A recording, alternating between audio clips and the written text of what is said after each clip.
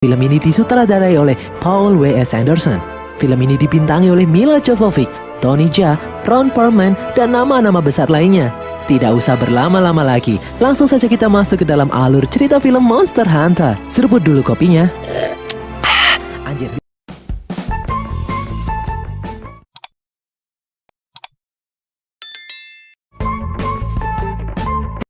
Pada suatu malam yang penuh dengan badai di dalam New World, sebuah kapal berlayar mengarungi gurun pasir.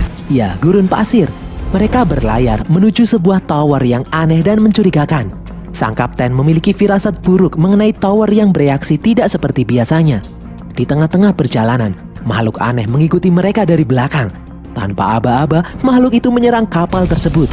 Itu adalah Diablos, monster yang selalu bersembunyi dari balik tumpukan pasir. Serangan Diablos menyulitkan para awak kapal tersebut hingga akhirnya salah satu pemuda awak kapal terjatuh dan akhirnya tertinggal dari rombongan. Di bumi, pasukan pengaman PBB melakukan misi pencarian tim Bravo yang hilang di tengah-tengah lembah berbatu. Pasukan itu dipimpin oleh Kapten Natalie. Sepanjang jalan, mereka melewati batu-batu prasasti aneh berjejer di pinggir jalan. Mereka menemukan jejak aneh peninggalan pasukan tim Bravo. Setelah ditelusuri, di tengah jalan, jejak itu menghilang begitu saja seperti hilang di telan bumi. Mereka pun kebingungan. Dari jauh, Natalie melihat badai aneh yang tiba-tiba muncul di hadapan mereka. Mereka pun memutuskan untuk putar balik. Ternyata badai itu begitu cepat hingga membuat pasukan itu tidak mampu menghindarinya. Mereka pun masuk ke dalam badai. Badai itu sangat kuat, petir-petir menyambar di sekitar mereka. Petir itu mengenai prasasti-prasasti di pinggir jalan dan tiba-tiba pasukan itu seperti terjatuh di dalam jurang. Kendaraan yang mereka kendarai berguling dan meluncur. Beberapa saat kemudian mereka pun siuman. Secara aneh dan ajaib, badai yang tadi menyerang mereka hilang begitu saja dan mereka tidak melihat ada jurang di dekat sana. Dari jauh terlihat sebuah tower yang selalu dilingkupi awan hitam aneh. Beruntung kendaraan yang mereka naiki tidak mengalami kerusakan parah dan masih berfungsi. Namun alat komunikasi secara aneh tidak bisa digunakan. Salah satu prajurit memeriksa sekitar dan menemukan sesuatu yang mencengangkan. Setelah diperiksa, ternyata itu adalah bangkai tim Bravo yang sebelumnya menghilang. Terlihat pemandangan mengerikan. Semua pasukan tim Bravo hangus terbakar, sesuatu yang aneh dan sangatlah panas. Sampai-sampai pasir di sekitar mereka meleleh dan menjadi serpihan kaca. Dan yang lebih aneh lagi, tidak ada jejak serangan musuh di sekitar mereka. Mereka pun kebingungan apa yang telah menyerang pasukan ini. Mereka kemudian kembali melanjutkan perjalanan untuk mencari tahu. Dari jauh, seorang pemuda yang sebelumnya terdampar melihat rombongan pasukan itu. Rombongan pasukan itu terhenti tepat di depan tulang belulang raksasa yang membuat mereka takjub. Dari jauh, si pemuda menembakkan panah ke arah pasukan itu dan mencoba memberi peringatan. Namun dia malah ditembaki dan dikira ingin menyerang. Lalu tiba-tiba, Natalie merasakan sesuatu yang aneh. Dari jauh terlihat pasir bergerak ke arah mereka. Pasukan itu pun mencoba kabur dan menembaki makhluk yang mengejar mereka. Namun sia-sia, itu adalah Diablos. Diablos menyerang mereka dan membuat salah satu kendaraan terbalik. Pasukan itu mencoba menembaki Diablos, namun sepertinya Diablos kebal peluru. Salah satu prajurit mencoba menembakkan rudal, namun Diablos keburu menyeruduk mobil itu hingga terlempar. Tiba-tiba dari belakang, salah satu prajurit tertusuk tanduk Diablos. Di sisa-sisa akhir hidupnya, prajurit itu melemparkan granat ke arah Diablos. Akibat ledakan granat, sejenak membuat Diablos melemah. Melihat kesempatan itu, para prajurit yang tersisa kabur menuju bebatuan di dekat mereka. Dari jauh, sang pemuda mencoba membantu dengan menembakkan panah bom ke arah Diablos. Beruntung pasukan itu masuk ke dalam gua dan berhasil lolos dari kejaran Diablos. Malam harinya, di tengah kepanikan, Natalie mencoba menenangkan anak buahnya. Lalu tiba-tiba dari belakang, sesuatu menyerangnya. Itu adalah laba-laba raksasa. Natalie pun tidak sadarkan diri dan detak jantungnya tidak terdeteksi. Menyadari tidak ada yang bisa mereka perbuat lagi, para pasukan itu pun pergi meninggalkan jasad Natalie. Mereka mencoba menyelamatkan diri. Mereka dikepung oleh puluhan laba-laba raksasa. Satu persatu pasukan ditangkap oleh monster laba-laba. Di tempat lain, Natalie kembali sadar. Ternyata dia masih hidup. Natalie mencoba untuk bangkit, namun dari belakang dia kembali diserang oleh monster laba-laba. Beberapa saat kemudian Natalie pun siuman. Dia ada di dalam benda yang berbentuk seperti kepompong hitam. Natalie pun berusaha mengeluarkan diri. Setelah berhasil keluar, Natalie terkejut melihat beberapa anak buahnya juga ada di sana sudah tidak bernyawa. Natalie ada di dalam sarang monster laba-laba. Dia pun mencoba kabur dengan menahan rasa sakit luar biasa. Natalie mengambil beberapa peralatan yang mungkin bisa dia gunakan. Natalie melanjutkan perjalanan dengan menyalakan flare sebagai penerangan. Tidak disangka di sana dia bertemu dengan salah satu anak buahnya yang masih bertahan. Natalie mencoba memapah anak buahnya yang kesakitan itu. Di depan mereka terlihat cahaya. Sedikit lagi mereka bisa keluar. Tiba-tiba di belakang mereka muncul monster laba-laba yang mengejar. Anak buah Natalie membuka baju dan keluar puluhan laba-laba kecil dari dalam tubuhnya. Dia pun menyuruh Natalie untuk kabur, biar dia yang menjadi umpan. Natalie lalu membakar monster itu dan kemudian berlari keluar dari lubang. Kaki Natalie sempat tertarik, namun dia melempar peluru yang dia simpan ke arah monster tersebut. Dan hal itu membuat dia bisa lolos keluar dari gua. Di luar, Natalie memeriksa tubuhnya, ternyata masih aman, tidak ada yang aneh. Dari atas, Natalie melihat monster laba-laba itu takut dengan sinar matahari. Natalie yang kelelahan itu pun terduduk diam di atas sarang monster laba-laba. Natalie kemudian mengobati luka di kakinya. Dia menaburkan bubuk mesiu ke kulitnya yang terluka dan kemudian membakarnya. Setelah itu, dengan tertatih, Natalie berjalan menyusuri bukit. Sampai di atas, dia melihat bukit itu dikelilingi lautan pasir yang sangat luas. Natalie lalu mencoba melempar batu ke arah pasir dan benar sekali, Diablos masih ada di sana. Setiap ada pergerakan di pasir, Diablos akan muncul. Natalie kemudian menelusuri bukit. Dia menemukan kubangan air, namun baunya sangat busuk, dia tidak bisa meminumnya. Natalie pun kembali berjalan. Dia melihat tumpukan bangkai kapal. Dia lalu memasukinya. Natalie mencoba mencari air, namun tidak ada apa-apa di sana. Tiba-tiba dari belakang, sang pemuda mengunci Natalie dari belakang. Namun ternyata Natalie tidak selemah itu. Dia pun melawan, karena dia mengira orang itu akan berbuat buruk padanya. Mereka berdua pun bertarung. Si pemuda sempat terluka di dadanya, namun dia berhasil melumpuhkan Natalie. Pemuda itu mengikat Natalie dan segera membawanya ke tempat persembunyian. Karena sebentar lagi, monster laba-laba atau yang dia sebut Nerscylla akan keluar dari sarang. Di dalam tempat persembunyiannya, pemuda itu mengambil air tetesan embun untuk minum dan lumut untuk dimakan. Pemuda itu lalu menyembuhkan lukanya dengan ramuan yang dia buat sendiri. Dia kemudian berdoa.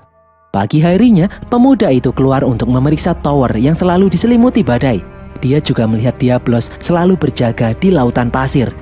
Saat kembali ke tempat persembunyian, ternyata Natalie sudah tidak ada di sana. Pemuda itu pun bingung.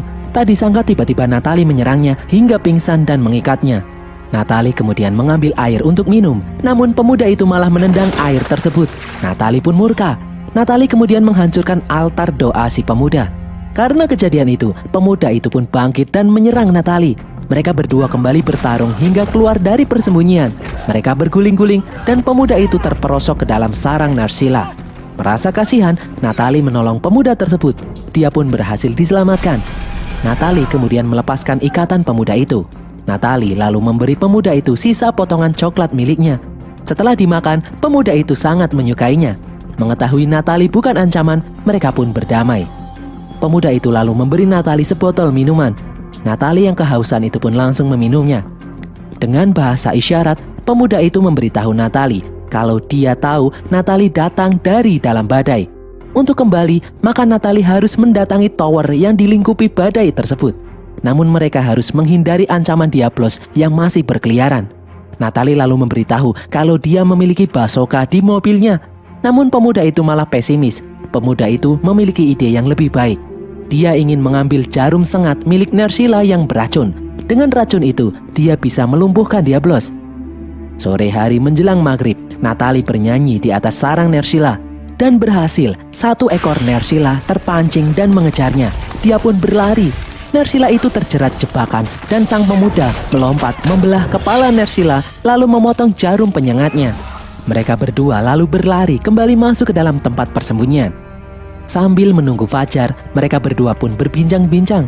Natalie menyebut kalau dirinya adalah seorang prajurit. Pemuda itu lalu melakukan gerakan seperti seorang pemburu. Natalie lalu menjuluki pemuda itu The Hunter. Di luar, puluhan Nerscylla mengepung persembunyian itu. The Hunter kemudian berdoa. Dia menjelaskan kalau patung yang dia genggam di altar doa adalah keluarganya yang sudah lama tiada karena desanya dulu diserang monster yang bernama Rathalos. Pagi harinya, The Hunter mengambil racun di bagian tubuh Nerscylla yang didapat sebelumnya, lalu meletakkan di panah miliknya. Mereka mempersiapkan peralatan untuk mengelabui Diablos. Natalie lalu berlatih menggunakan berbagai persenjataan yang ada di kapal itu. Natalie berlatih menggunakan Dual Blades bersama The Hunter.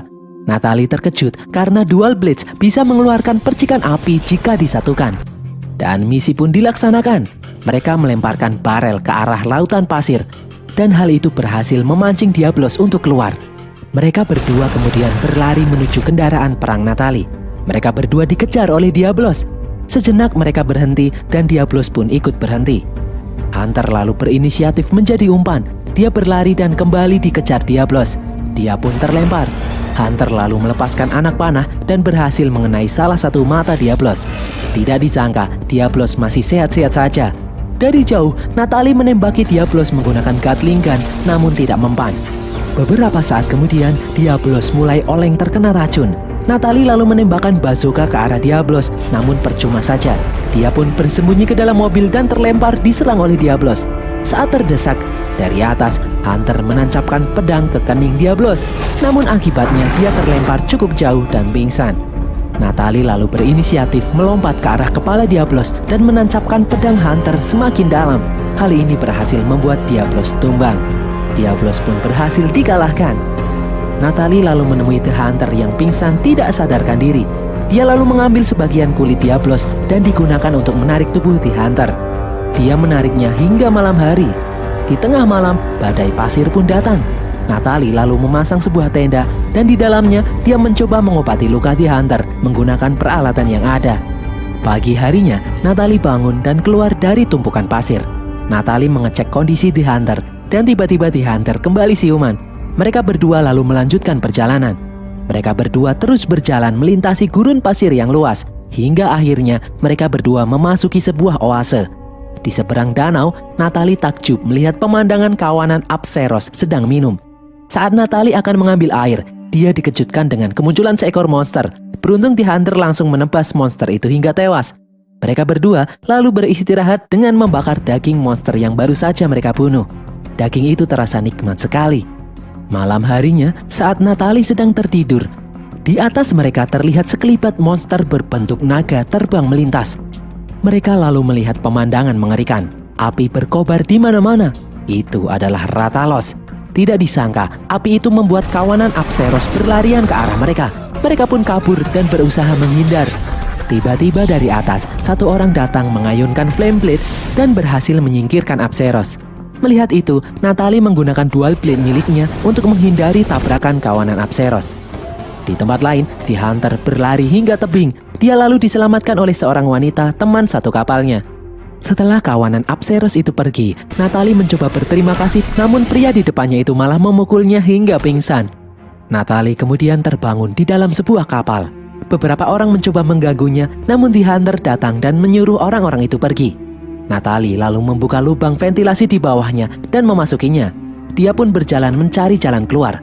Tiba-tiba di depannya muncul monster berbentuk kucing. Hunter lalu datang dan mengajak Natalie ke atas. Natalie takjub melihat kucing yang bisa masak. Hunter mengatakan kalau monster kucing itu disebut Palico. Hunter mengajak Natalie ke hadapan Admiral yang kemudian membebaskannya. Tidak disangka Admiral bisa berbahasa Jawa. Natalie pun lega. Admiral menjelaskan kalau dia sengaja mengikat Natalie karena dahulu kala ada orang yang masuk melalui portal dari dunia lain dan membuat kekacauan di dalam dunia monster. Admiral menjelaskan kalau dia saat ini sedang menjalankan misi memeriksa Sky Tower yang berperilaku aneh. Sky Tower adalah peninggalan peradaban kuno yang sangat canggih. Sky Tower juga merupakan sebuah portal menuju dunia lain. Sky Tower jugalah yang telah membawa Natalie masuk ke dalam dunia monster. Peradaban kuno telah hancur akibat bencana yang mereka ciptakan sendiri. Dengan perilaku aneh yang terjadi di sekitar Sky Tower, Admiral khawatir akan terjadi bencana entah di dunia monster maupun dunia manusia. Admiral dan anak buahnya akan menyelidikinya. Misi ini bisa dibilang sangat berbahaya karena Sky Tower dijaga oleh monster naga yang bernama Rathalos. Rathalos sangatlah kuat. Satu-satunya kelemahan Rathalos adalah saat di mana monster itu akan menyemburkan api. Pagi harinya, misi pun dijalankan. Natalie, Admiral, Hunter, dan yang lainnya berjalan kaki menuju Sky Tower. Mereka menaiki gunung yang terjal, melewati perbukitan dan lembah. Hingga malam harinya, Sampailah mereka di gerbang Sky Tower. Sky Tower bereaksi mengendalikan badai yang menyelimutinya. Di depan Sky Tower, portal antar dunia terlihat tidak stabil. Mereka pun berjalan memasukinya. Admiral mendeteksi kehadiran Rathalos di dekat mereka. Mereka pun berpencar. Dan benar sekali, dari balik awan, Rathalos muncul. Mereka pun bersembunyi. Admiral kemudian muncul sebagai umpan. Yang lain lalu keluar mencoba menyerang Rathalos. Natalie maju menyerang dengan dual blade miliknya. Natalie berhasil merobek sayap Rathalos. Di tengah-tengah pertempuran, portal dua dunia pun terbuka. Saat Rathalos menyemburkan api, Natalie melompat ke dalam jurang. Dia pun masuk ke dalam portal. Natalie kembali ke bumi. Natalie kemudian terbangun di tengah-tengah lembah bebatuan. Dia didekati oleh sekumpulan tentara yang sedang mencarinya. Dia pun diselamatkan dan dibawa masuk ke dalam helikopter. Beberapa saat setelah helikopter itu lepas landas, di depan mereka sebuah portal muncul dan Rathalos keluar dari dalamnya. Rathalos menembus portal masuk ke dalam dunia manusia. Makhluk itu menyerang helikopter yang dikendarai Natalie. Helikopter itu pun terpaksa mendarat dengan darurat. Beberapa pasukan bersenjata berat mencoba menembaki Rathalos, namun tidak mempan. Rathalos menyemburkan api ke arah kendaraan perang, memporak-porandakan semua pasukan militer yang ada di sana. Rathalos memakan anggota militer bagaikan cemilan. Rathalos menghancurkan helikopter yang menyerangnya, hingga pesawat induk militer pun dengan mudah dihancurkan oleh keganasan Rathalos. Natalie berhasil selamat dan keluar dari helikopter yang hancur. Dia pun berlari maju dan melompat. Natalie kembali berhasil merobek sayap Rathalos. Di saat Rathalos membuka mulut, Natalie melempar bom ke arah mulutnya dan bom itu pun meledak di dalam tenggorokan Rathalos. Rathalos pun akhirnya tumbang. Namun tiba-tiba monster itu kembali bangkit. Dia belum mati. Di saat Natalie mulai terdesak, dari jauh Hunter menembaki Rathalos dengan panah bom. Akhirnya Rathalos benar-benar tumbang. Hunter datang ke bumi, ingin menyelamatkan Natalie. Dia mengajak Admiral masuk ke dalam portal. Admiral lalu menjelaskan, dia tidak ingin monster dari dunia monster mengamuk di bumi. Beberapa saat kemudian, tidak disangka dari jauh portal kembali terbuka. Dari dalam portal terlihat monster naga lain terbang ke arah mereka. Itu adalah Gore Magala. Natalie mengajak yang lain kembali masuk untuk menghancurkan portal Sky Tower selama-lamanya. Mereka bertiga lalu maju bersama-sama menghadapi Gore Magala. Mereka memancing Gore Magala kembali masuk ke dalam dunia monster. Di tengah-tengah pertarungan, dari atas, sesosok misterius memperhatikan pertarungan tersebut. Paliko lalu datang membantu pertempuran. Dan berakhirlah alur cerita film Monster Hunter ini guys. Semoga kalian terhibur.